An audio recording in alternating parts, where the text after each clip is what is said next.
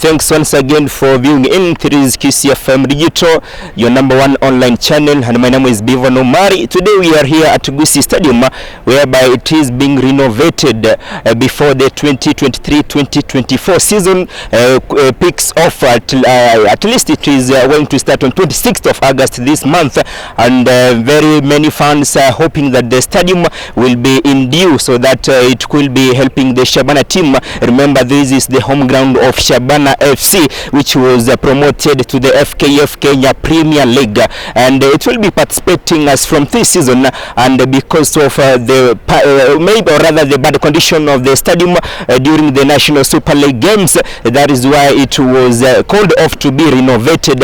At least we could see during the rainy seasons it was bringing in problems, and that is therefore why they called in for renovation to be done for the stadium to be ready for the next season. As you can see behind me, people are really working. It is under renovation, and it's just about 1 week already, and we've really seen the improvement so far. It's so good. And with me here today we have one of the contractors, or one of the leaders, who is ensuring that the stadium is being conducted well. I'm going to introduce him so that he can tell us maybe what are the steps so far that you have taken in order to ensure that the stadium will be in good condition at least in 3 months, because as we all know, below 3 weeks the FKF Kenya Premier League will kick off. Welcome. Maybe you can start by telling us what is your name. Well, thank you, KISII FM. I'm Moses Saite, and above all, I'm a sports person. At the same time, I'm here standing for the contractor in order to ensure that this field or this stadium is prepared fully in order to host the Premier League matches and NSL, even other remaining matches in the county. Definitely, as you can see the background, there are men and women at work. This is what we really wanted, just like His Excellency, the Governor directed, and therefore we are out to beat the deadline, which is below 3 months, in order to welcome back our team, such that to have the home matches here. Wow, thank you. Maybe so far, if you can tell us, when did you start the renovation? Because we've seen very big steps so far, really. We have seen people who are working. Last time I was here, I think less than 1 week, this kind of look was not yet to be shown. Maybe when did you start? Well, we started yesterday on Monday. However, the whole of last week we were making arrangements to have the tools and equipment in place to see whether they can work, as we really prepared ourselves on Saturday and Sunday. The real work started on Monday yesterday, and today is on Tuesday.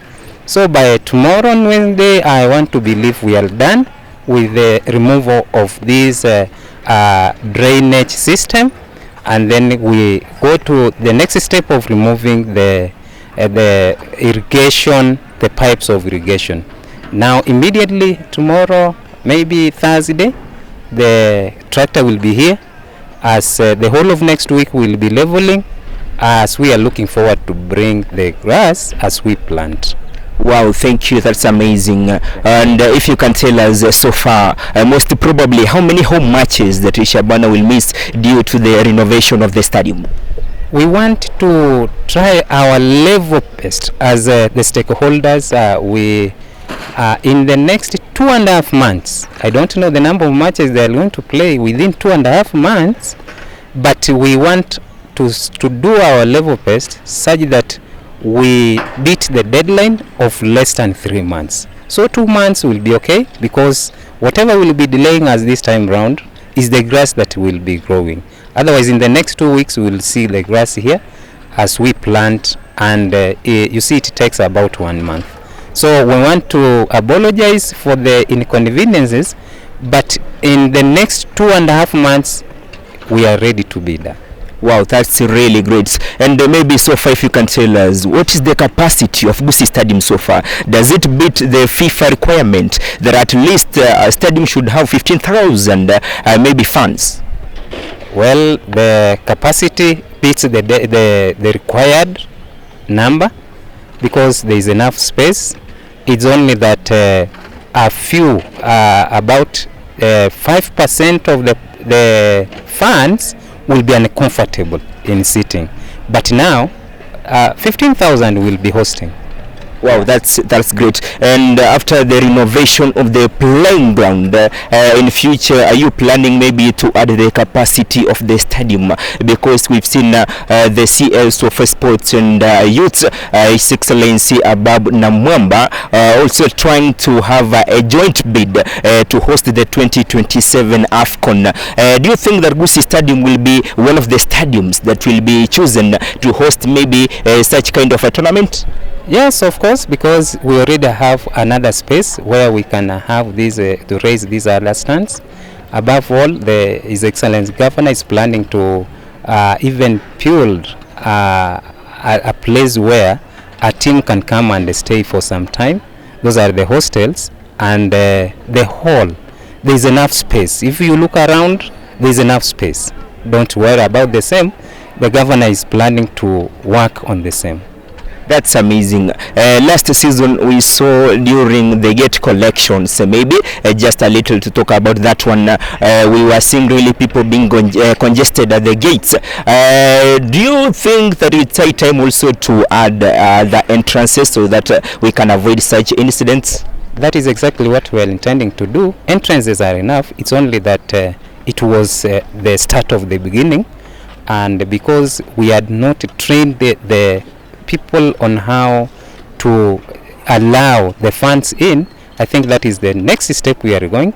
Train those who are at the gate and see on how to avoid that congestion. We promise that come next time, with the governor being organized like this, our field will never have such kind of mistakes being repeated once again.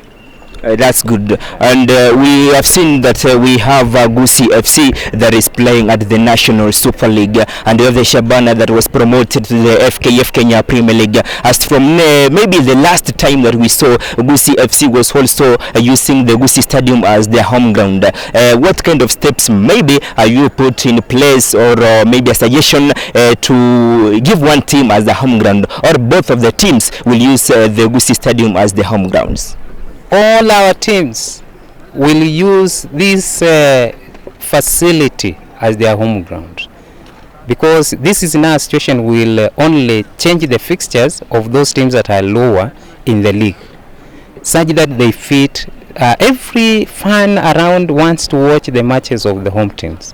We'll allow all the home teams to use this facility because it belongs to the community. So we are not going to discriminate any team. We'll give them equal opportunities, as we request the federation to adjust the fixtures of those teams that are in the lower level. Where I happen to belong, now that I'm also an official of the federation, we'll try and adjust the program of the fixtures. We suit all the teams that are intending to use the facility. Wow, we also have the KISII games that includes the county teams. Is it really that the KISII county team that represents at the KISII level, does it train here also at the Gusii Stadium? And if yes is the answer, don't you think it is quite overwhelming the stadium? Well, the first answer is yes. The team that is training for KISII trains right from here, because this is a facility that is intended to be hosting many matches. At the same time, we are not overworking the field. If you go to Nairobi, the field is occupied throughout the day, right from 6 a.m. to 7 p.m. and they have never been spoiled. So the most important thing is maintenance. That is exactly what we shall look at. Otherwise, the teams are allowed, the teams have been given a chance to use this facility. Yeah. Wow, thanks for viewing in and thanks for your information. Really, we thank you, our viewers, and this is the exact how the Gusii Stadium is looking so far under renovation ahead of the 2023-2024 FKF Kenya Premier League season, which kicks off on 26th of this month. And as I said earlier, it looks like at least maybe 3 or 4 home matches for Shabana will be forced to be hosted out of Gusii, and most probably on 26th of this month, Shabana will be going to play against Mrangasil, which was also promoted to the Kenya Premier League during the last NSL season. Reporting for KISII FM Digital, my name is Bivon Omari. Thank you for being in. Remember to subscribe, share and comment so that we can grow together. Thank you.